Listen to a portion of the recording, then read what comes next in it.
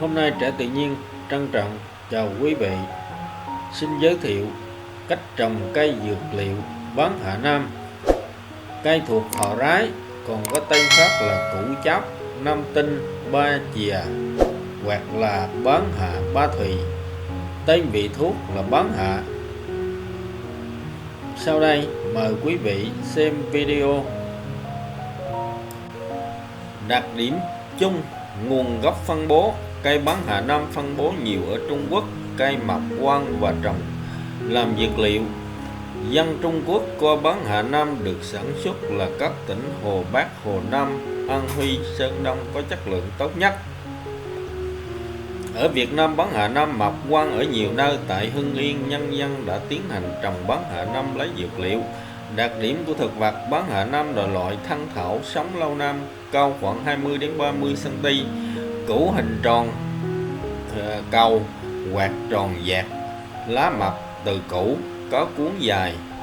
Về mùa xuân, cây mọc từ 1 đến 2 lá, dài 3 đến 33 cm, lá đơn chia làm 3 thùy. Tùy theo tuổi cây mà lá mọc có khác nhau bình dạng, cuống lá già, lá màu xanh, nhẵn bóng, không có lông. Lúc cây còn nhỏ, lá đơn, hình trứng, hai hình tim, đuôi nhọn, mép lá nguyên hoặc hơi có lần sống, gốc lá mũi tên. Cây 2 đến 3 năm tuổi, lá có 3 thùy. Hình bầu dục, hai hình kim, phần giữa, hai đầu nhọn. Cây 2 đến 3 năm tuổi mới có hoa. Hoa hình bông nở vào đầu mùa hạ. Hoa có bao lớn, bao màu xanh, hoa cá mọc ở phía dưới, màu hoa xanh nhạt. Hoa đực mọc ở bên trên, màu trắng, đài nhỏ, quả mận, hình bầu dục, dạng trứng.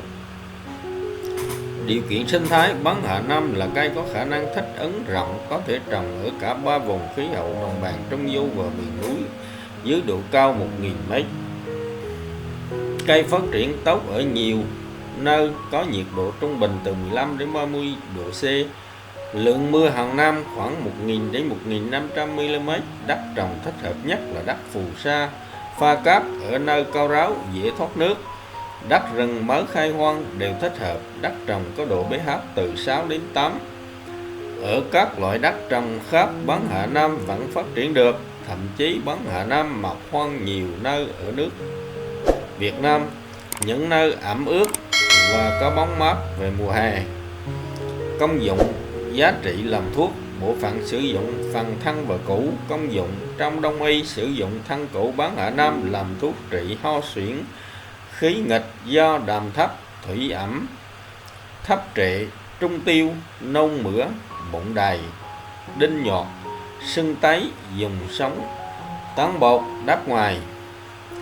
Kỹ thuật trồng cây Hà Nam: chọn vùng trồng. Cây bán Hà Nam sinh trưởng tốt ở nơi ẩm ướt, có bóng râm, khu vực trồng được dược liệu có năng suất tốt nhất là đồng bằng, những nơi đất giàu dinh dưỡng.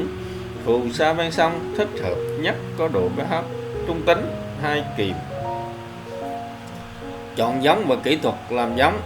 Loại giống hiện nay ở Việt Nam đang tồn tại 3 loại bán Hà Nam: bán hạ Sapa, bán hạ dại, bán Hà Nam. Trong trồng trọt hiện nay, Việt Nam chủ yếu dùng bán Hà Nam nên phải chọn đúng loại bán Hà Nam theo các đặc điểm sinh học nêu trên mới cho năng suất cao, chất lượng tốt. Bán Hà Nam có thể nhân giống bằng hạt, chầu hoặc bằng củ. Trong đó, cách nhân giống bằng củ thường được sử dụng và có nhiều hiệu quả. Nhân giống bằng củ, cây bán Hà Nam sinh trưởng phát triển. Ngoài củ cái, thường có thể mọc đến 7 đến 10 củ con, rãnh nhỏ. Các rãnh được sử dụng làm giống rất tốt. Lượng giống cần cho 1 hectare là từ 500 đến 550 kg. Tiêu chuẩn củ giống: chọn các rãnh từ cây mẹ, khỏe mạnh, không sâu bệnh, có kích thước từ 0,5 đến 1 cm, không bị xây xát làm giống. Thời vụ gieo trồng: bán Hà Nam mẫu Nam có thể trồng được từ 2 đến 3 vụ, sau trồng từ 3 đến 4 tháng thì được thu hoạch. Thời vụ trồng chính là tháng 2 đến 3, thu hoạch vào tháng 6 đến tháng 7. Kỹ thuật làm đất: Chọn đất thịt nhẹ, tốt nhất là đất phù sa ven sông suối, tưới tiêu thuận lợi, độ pH từ 6 đến 8, tầng canh tác dài. Đất được cày bừa kỹ, làm sạch cỏ dại, chia luống rộng 1 đến 1,2 m. Mặt luống rộng 70 đến 80 cm, luống cao từ 25 đến 30 cm, chiều dài luống tùy theo ruộng. Mật độ và khoảng cách trồng. Mật độ 330.000 cây trên 1 hecta, khoảng cách trồng từ 20 x 15 cm. Phân bón và kỹ thuật bón phân. Dùng các loại phân chuồng đạm ure, súp ba lăng, kali, clorua. Lượng phân bón trên 1 hecta đối với phân chuồng từ 12.000 đến 15.000 kg trên hecta, đạm ure từ 108 đến 135 kg trên hecta, súp ba lăng 270 kg trên hecta, kali clorua 81 kg trên hecta. Ngoài ra còn có thể bón lót, bón thúc lần 1 và bón thúc lần 2 từ 50 đến 100 kg trên 1 hecta. Có thể dùng phân bón tổng hợp NPK với tỷ lệ tương đương để bón. Thời kỳ bón lót, toàn bộ phân hữu cơ, toàn bộ phân lăn và 50% lượng kali, trộn đều, bỏ theo rãnh, sau đó lấp lại. Bón thúc chia làm 2 đợt bón. Đợt 1 khi cây được 6 lá, bón 50% lượng đạm. Đợt 2 khi cây giao tán, bón 50% lượng đạm và 50% kali clorua. Kỹ thuật trồng và chăm sóc. Kỹ thuật trồng: sau khi lên luống xong, rạch 3 hàng dọc trên mặt luống, mỗi hàng cách nhau 20 cm, bón toàn bộ phân lót, phủ đất lên trên, trồng củ giống trên các hàng đã rạch sẵn với khoảng cách 15 cm. Chăm sóc: từ khi trồng đến khi cây mọc là 7 đến 10 ngày, giữ đất ẩm thường xuyên 80 đến 90%. Từ khi cây có 1 đến 3 lá thật, giữ đất có độ ẩm từ 60 đến 70%, thường xuyên nhặt sạch cỏ dại, tỉa những chỗ mọc dài, các cây bị sâu bệnh, giảm cây chết. Khi cây được 3 lá có thể tưới đạm loãng 1%.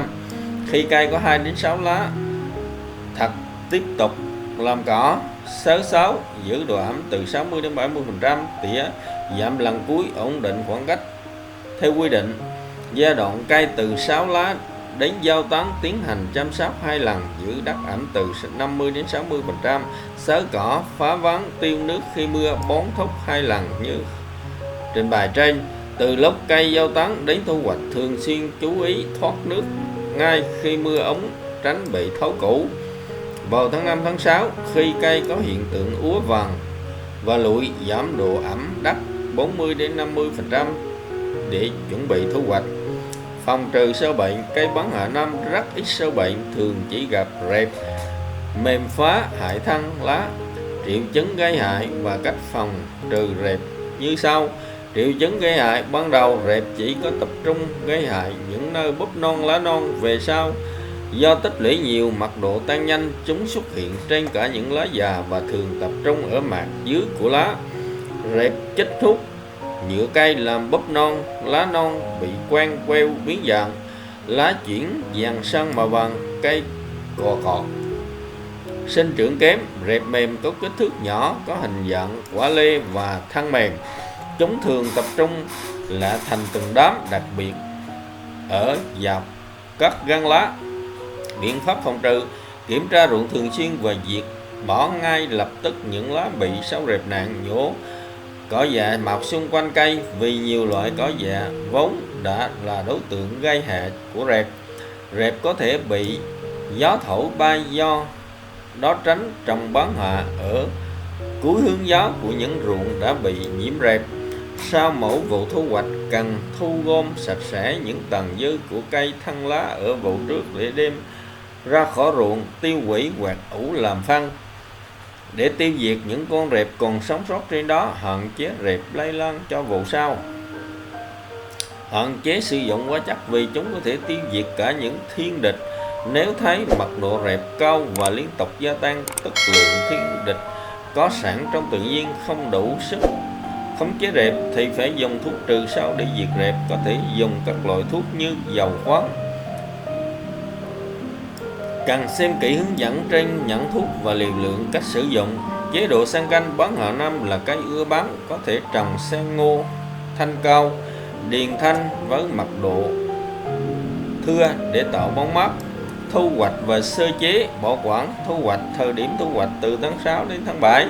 Khi lá cây bắt đầu chuyển sang màu vàng và lụi, đầu củ chọn củ có đường kính trên 1 cm để làm dược liệu, dưới 1 cm để làm giống. Sơ chế củ làm dược liệu, rửa sạch đất, cắt bỏ rễ, cạo sạch vỏ ngoài, màu vàng tro và rễ tơ, phơi trên lưới quạt bạc đến khi độ ẩm nhỏ hơn 13% là đạt yêu cầu.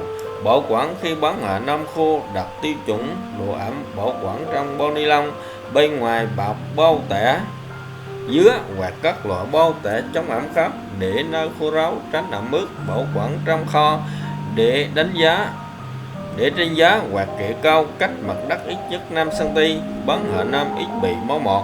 Tiêu chuẩn dược liệu mô tả củ bán hạ năm hình cầu tròn hoặc hình tròn dạt hoặc dạt nghiêng, đường kính từ 1 đến 1,5 cm, mặt ngoài màu trắng hoặc vàng nhạt, đỉnh có chỗ lõm là vết của thân cây, xung quanh có nhiều chấm nhỏ là các vết sẹo rễ, phía dưới là tròn hơi nhẵn, chất cứng hoặc cắt trắng, có nhiều bột, mùi nhẹ, vị hăng tê và kết ứng. Dược liệu có độ ẩm không quá 13%, tạp chất không quá 1%.